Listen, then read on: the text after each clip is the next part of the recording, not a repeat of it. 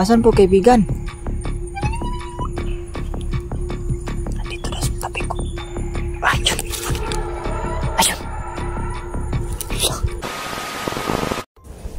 Yan mga bossing.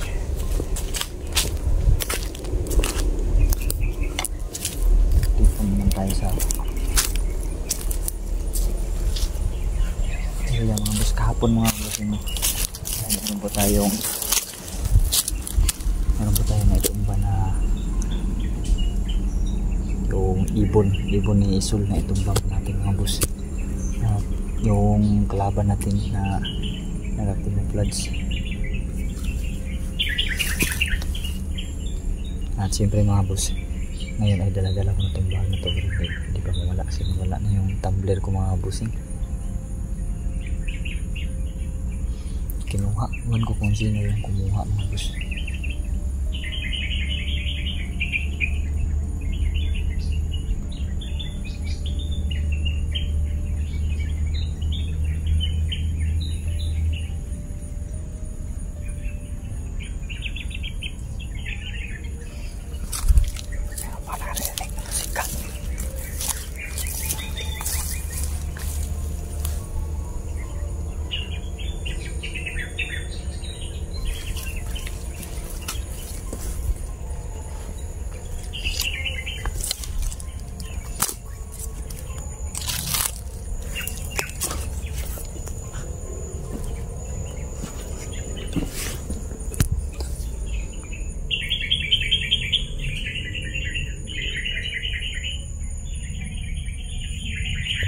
Wala yung mga ibon ni Isul ngayon. Hindi din kasi basta-basta yung mga ibon ni Isul mga boss, dahil may kakayahan silang maging tao na kulto.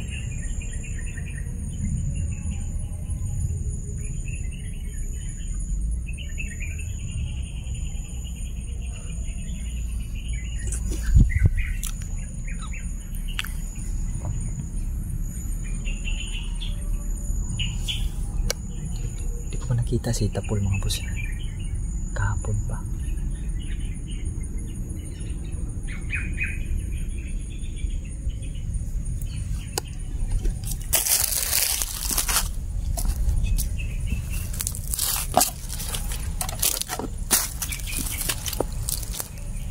Hindi ko nagkakamali, parang dito ko yung tinumba yung ibon mga boss, ibon ni Isul.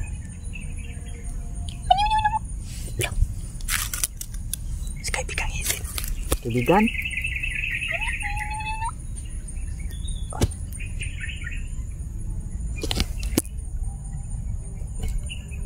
hinatid daw niya yung tumbler. Asan po kaibigan? Nandito na sa tabi ko. Ayun. Ayun. Uy, ano? Ikaw po ba kumuha nito kaibigan? Ala, hindi daw siya ang kumuha. Ang kumuha daw nito mga boss ay yung si GM daw. Ano po to kaibigan? Binawi mo pa ba ito kaibigan? Ka GM? Yung apo ng ermitanyo mga boss. Ito yung siya daw kumuha nito mga boss. Ano po to kaibigan? Binawi mo po to sa kanya? Salamat naman po kaibigan. Ay, yun. Sabi niya ito daw ay galing ka di Mystery. So si di Mystery po daw ang kumuha nito ka GM. So ano po ba kaibigan, umipikto po ba yung mahiwagang tubig kaibigan na dala-dala ko? Mahiwagang tubig pa ba ito kaibigan? Ayun mga boss, hindi na daw ito mahiwagang tubig. At hindi din po daw gumana mga boss, no? May bagang tubig. So normal na tubig.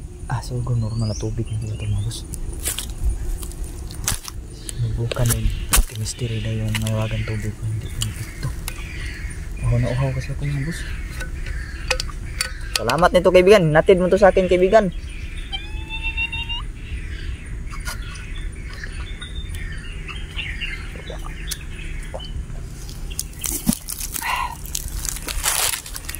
Kaibigan, may tsokolate ako dito, kaibigan. Ayun mga boss. Binigyan na daw siya ni Mystery.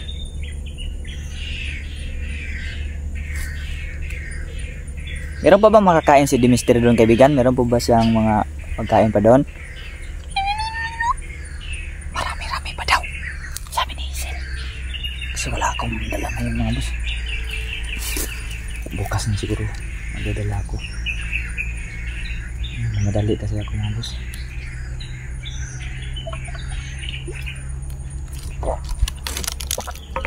Parang may nag-iingay mga ipon yan, no?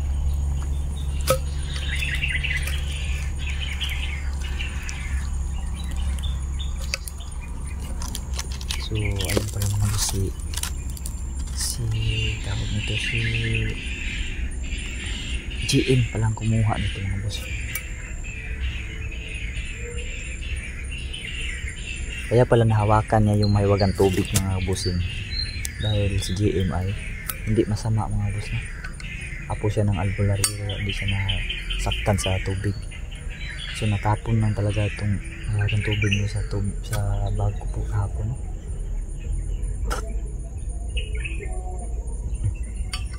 May musika na naman akong naririnig mga bossing. Ang musika po kasi dito mga boss, once na nandito ka, parang umiikot talaga yung tuktok mo. Minsan mayroon doon banda, minsan naman doon, minsan naman doon, minsan doon.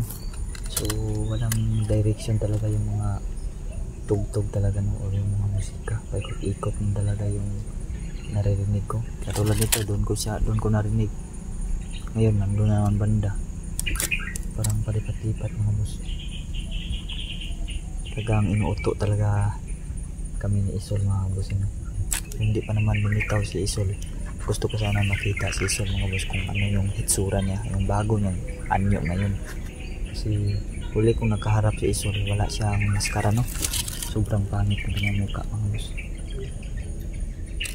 At kahapon din nabiktima po tayo nung kulto na nakalaban natin, yung nagkumuflads mga boss. Kasi akmang bubuksan ko yung mask niya, bigla tayong binugahan ng laway mga boss, no?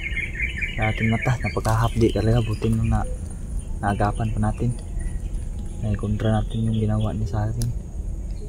Kaya yun yung mga minsan mga dahilan mga boss na hindi talaga namin mabubuksan yung mga mukha nila. Kasi may mga taglay na mga parang mga panlaban na mga boss nila. Yung pintis na ipit na sila, meron silang secret weapon pa rin. Ang ilan sa kanila ay mga papangit na mukha, may mga likido yung mga mukha nila. Kaya once na mahawakan namin yun, eh, mapapasok kami. Butin lang kapon, hindi yung likido yung ginamit niya sa mata, no? Parang laway lang. Tulad yung mga boss, yung meron na namang mga musika mga boss. Pakinggan yung mga boss, parang umiikot yung musika.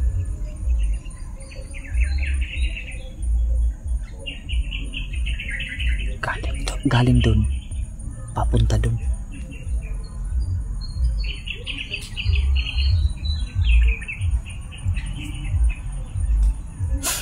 Nakakalabad sa ulo mga boss. Kaibigan, nandito ka pa ba kaibigan?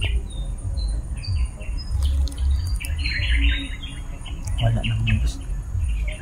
Lumakad na natin si kaibigang Hazel mga boss. Siguro napagod yun si kaibigang Hazel siguro mga boss sa paghatid niya nito, no? Hindi ko alam kung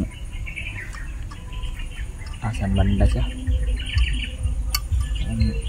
Malayo talaga siguro yung nilakbay ni Hazel ba.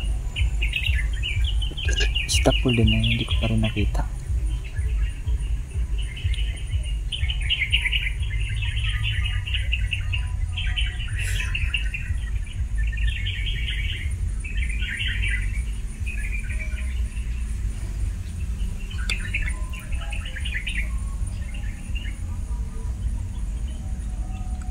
Pero parang himala ngayon mga bossing, kasi wala pa ako na-encounter na kalaban. Mga musika lang na nagpaikot-ikot, pero kalaban wala pa ako nakikita kalaban mga boss. Yun o, nandun naman o, may musika na naman dun sa dun.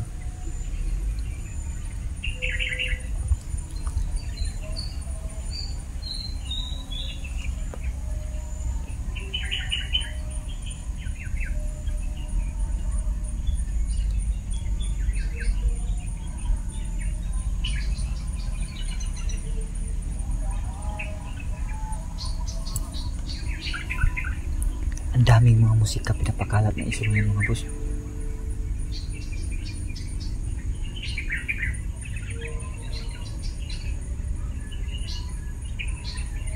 Papasok ko muna sa bagong tumbler na to, baka makuha na naman to. Iwan ko lang bang bakit kinuha to ni tapoy tuloy ni GM. Siguro nauhaw lang siguro yung GM na ubos niya. Siguro si GM mga boss nag-aabang ngayon sa akin ba kung sakaling madihado tayo kahapon sa laban ko nung nakakumuplas. Re-race back siguro yung kaagad si GM kaso na para nakita siguro niya na nakaya ko rin yung kalaban na yun.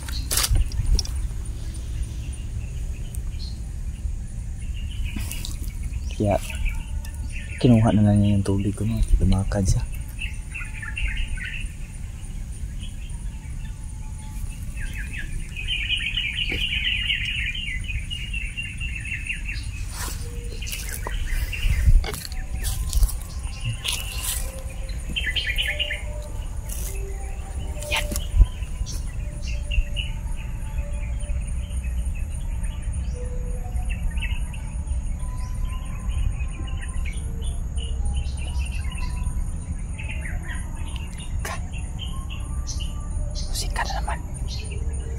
Tama ako, no, doon na naman ang galing mo.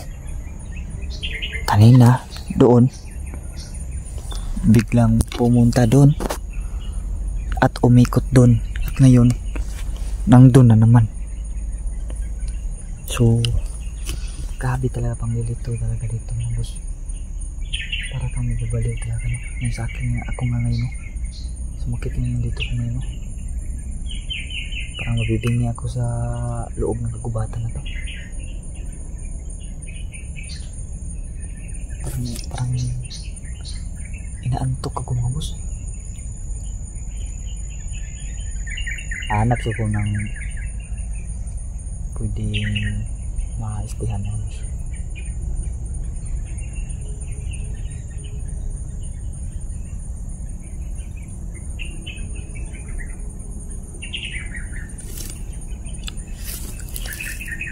Talaga, no?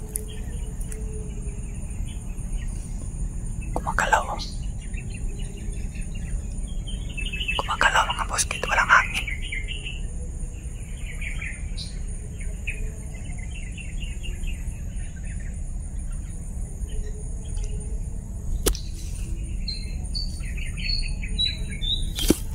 Parang mabibingi talaga tayo dito mga boss sa katahimikan, no? Parang aantukin ako ba?